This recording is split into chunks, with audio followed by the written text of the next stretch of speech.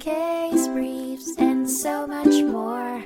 LSData's got what you're looking for. In 1862, the Supreme Court of the United States heard the case of the Brig Amy Warwick, which centered around the president's authority to establish blockades and capture property in rebel-held states during wartime. Congress could later approve and legalize such actions.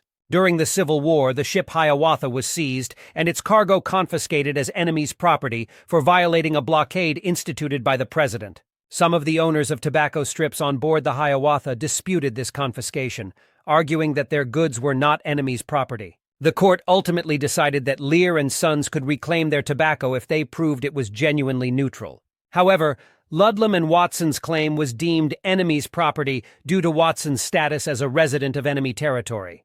Additionally, the property of Irvin Co was ordered to be restored as it was purchased before hostilities commenced.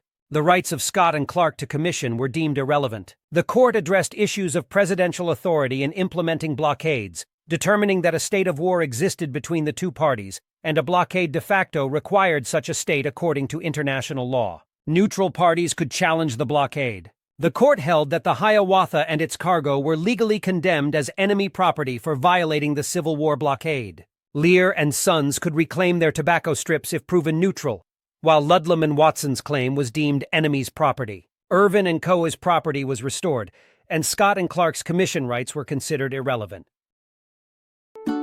Case briefs and so much more. LSData's got what you're looking for. Visit lsd.law, elevate your mind. Leave the stress of class.